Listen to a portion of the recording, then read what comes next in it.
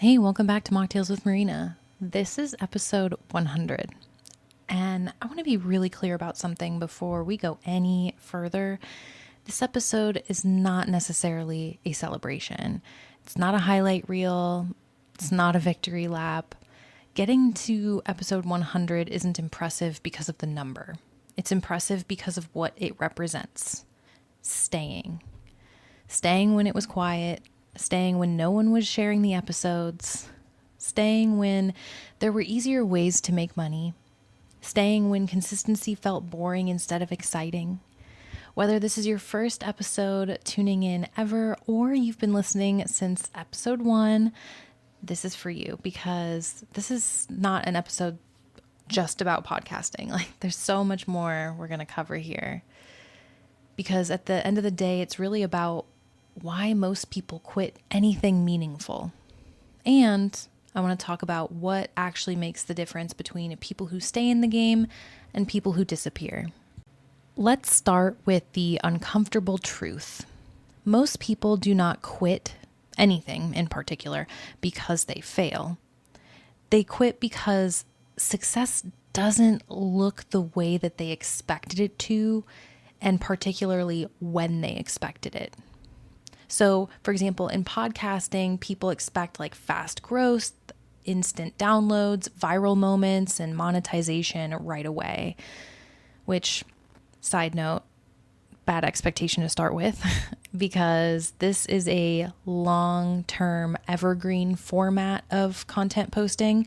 So typically, for example, if you're on Instagram, things are going to go much quicker at first and then they die after a few weeks. Whereas podcasting really takes a special character in the sense that you can't expect that instant gratification. Now, if we talk about business, especially in the non-alc industry, it's the same story though, right? People, regardless of what they're creating, expect momentum to be linear, right? So they post and there's traction. They launch something and there's instantly sales. They open business and there should be a profit instantly, right? And when that doesn't happen, they often assume that something is wrong. Not with the strategy, not with the timeline, but with them. And they start moving into this mindset of lacking, of not having enough, of not being able or willing to gamble on themselves. So they assume, I hear this all the time, when a tight moment happens of truth, of having to jump off the cliff, where you're called to step forward and pay the scary bill, not knowing what's on the other side of it. But oftentimes during that moment, we'll see some founders fold or fold in and cut off some of the important arms that helped hold them, right? And this can happen whether it's you're scared to launch something, you're scared to put effort into an event, or you have this great, bold new idea for a new formulation, but that is going to take a minute to have any return on investment, right? But again, in these moments, people assume that it's not that the strategy is the issue or the timeline. They simply believe that they don't deserve to fit in it. They don't deserve to fit in that timeline. They don't deserve to have that strategy because they're coming from a place of lack. And what I constantly see in this industry is that people are confusing visibility with stability. So they'll say things like, I'm busy, I have a lot going on, people know who I am, my budget's just not there. But the thing is, busy or any of these excuses aren't the same as sustainable. Here's what I mean. Being known isn't the same as being operationally sound. So I've watched businesses grow super fast and collapse even faster because there's nothing underneath that could support the weight. No systems, no documentation, no pricing clarity, no leadership structure, just vibes and adrenaline. And eventually that adrenaline runs out. That is what causes people to lose that confidence in the ability to gamble on themselves. Another reason people quit, and this one matters, is that they avoid the super unsexy work, right? the work that doesn't get applause. So they avoid writing things down, making decisions, setting boundaries, tracking numbers, building and using those repeatable systems. People tell themselves, oh, I'll do that later once things calm down. But things never calm down until you do that work. Okay? Things do not calm down until you do the thing that you've been avoiding, or the system that you're saying isn't working quite right for you. Is it because you're not investing the time into allowing it to work? Burnout is not usually a personal failure. Usually it is a systems problem or a capacity problem or a doing too much alone for too long problem or forgetting which resources you already have because you're just so clustered. And instead of fixing the root issue, people just quit the whole dang thing. So why didn't I quit? Why didn't my husband and I quit our business? Not podcasting, not consulting, not the industry, but it wasn't because I was more motivated than anyone else, right? Like, it was because we stopped expecting this work to feel constantly exciting. Like, I definitely stopped chasing validation for algorithms, from peers, from strangers on the internet. I stopped trying to sound like everyone else in order to be palatable. And I stopped waiting to feel ready before I showed up. There were plenty of moments where it would have been easier to pivot quietly. We could have softened our message. We could have stayed more neutral. I could have been less me. But staying meant deciding who I and our team are building for, right? So we're not building for everyone. We're not building to be the loudest people. And we're definitely not building to be the people who, or like for the people who only show up when things look shiny, right? We chose long-term credibility over short-term approval with our business. And I did the same with the podcast, and every choice that we make, it keeps this type of energy and momentum in mind. So we built systems so that our business didn't depend on my mood, my energy level, or our general current season of life. And honestly, I let my values narrow the audience, because clarity repels the wrong people just as effectively as it attracts the right ones. So staying isn't necessarily about the hustle. It's about alignment and structure. If I were starting over today in podcasting or in the non-alc industry, here's exactly what I would do different. First, I would choose one clear lane, not 5 offers, did a little bit of everything, but one lane, one audience, and one core problem. Like, yes, our first year was super fun because we did a lot of varied projects in different parts of businesses.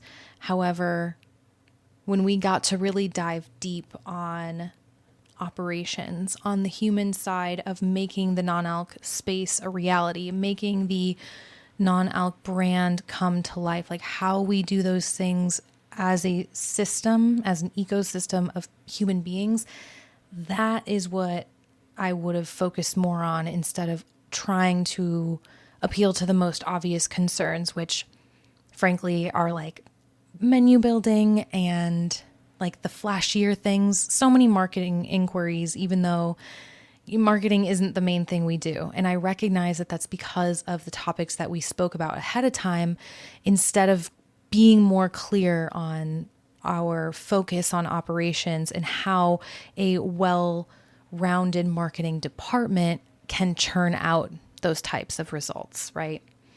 So that's number one. And number two, I would build systems even more intentionally before chasing attention. And by attention for the podcast, I mean before I would have brought on guests, because when it comes to our business, we did everything to remain organized from day one. And with the podcast, we did have systems. However, in the second batch, like after episode 50, there were other things that were very clear about why the process was draining 5 to 10 hours out of my week sometimes instead of up to 1 max, right? So that's one part that would have been clearer had I documented it a little bit more in depth. So again, it's very easy for us to do well for other clients, but when we look internally, that's where we always see, okay, where is it within what we're doing that could be improved? Every business has that. No matter what type of expert you are, that doesn't mean you're an expert of the world. It just means you're an expert in how you serve others. It's a very different skill set than how you serve yourself. So I want that to be a moment to give yourself permission to be a human, recognize where getting help is wonderful. Even if you know how to do something, that's not the point of asking for help. You can know how to do it. You could be a Jack or Jill of all trades. But does that mean that's how your business operates best? Not necessarily, right? So documenting decisions alongside of the outcomes is kind of one of the things that I wish I had. Like, I wish I hadn't erased the bad ideas as much. I wish I would have done more to archive everything instead of just the things that I wanted to see at the time, because I didn't realize what, for example, KPIs I was avoiding. And a lot of that came from not being clear, which is very normal. It's very normal in your first year of business to feel that way. I'm hoping that sharing these stories and these perspectives is allowing you the opportunity to see that no matter where you are, how much experience you have, this life is full of nothing but growth and opportunity to do more and to see more. The third thing I would definitely do if I were starting over today is I would stop over consuming other people's content. Like, more information is not the answer, but implementation is. So if you're always learning but never applying, that is definitely not growth. It is avoidance dressed up as productivity. The fourth thing I would do is I would learn a little bit more before trying to cause disruption. Now, this is something that oftentimes you're going to see a lot of coaches out there who are like, no, like, run right away. Like, go ahead and be loud as you're entering. And don't be afraid, you learn by being in the field. And that's absolutely true. And there are more interesting ways to cause disruption from within and to go deeper. I will say, coming into the industry from the start, being very pro kava when the general non-alc industry was still warming up to it, caused bits of tension between myself and other leaders in this movement. Nowadays, if I had met them today or I had talked to them today instead of 2 years ago, we would have been able to see closer eye to eye because kava has proven itself in the market. And it hasn't caused the scary things that the rumors of the past had brought up. And so coming in bold was definitely a choice that is very aligned with who I am. However, it's very clear that there are other ways to help people see the light and be a bearer of that news. So I always like to share that with people because it's not like I'm a hipster, I knew ahead of time type of claim. It's more so like, you have the right idea in you. And if you've been doing this for a while, you've had it in you this whole time, right? But sometimes the uncovering isn't the idea itself, but how to present it, how to bring it to the world.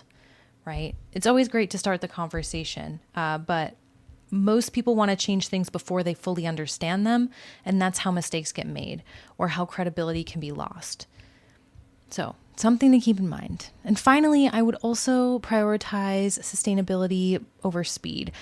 community over algorithms, and leadership skills over hacks, right? I wouldn't try to do more. I would try to do less, better, and longer.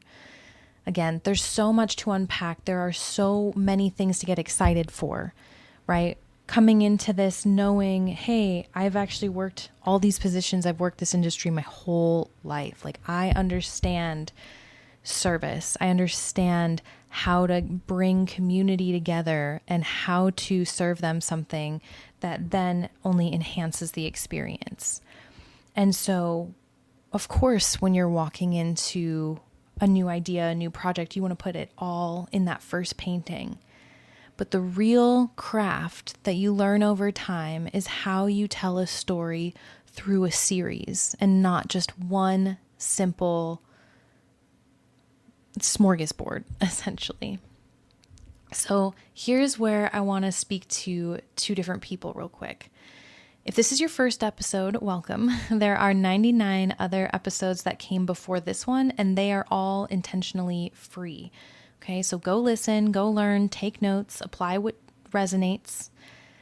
There is an incredible amount of knowledge in that archive, and it is there for a reason. We made sure that when we were putting this podcast together in general, that all the content would remain as evergreen as possible, which means it's relevant no matter when you listen to it. So this is an entire free digital library we've been working on for 2 years now, that we're very happy to present if you truly don't have any budget to start gambling in yourself. There will be some nuggets in here that will help you get that first payday so that you can start to take a chance and really start to put more blood in the game.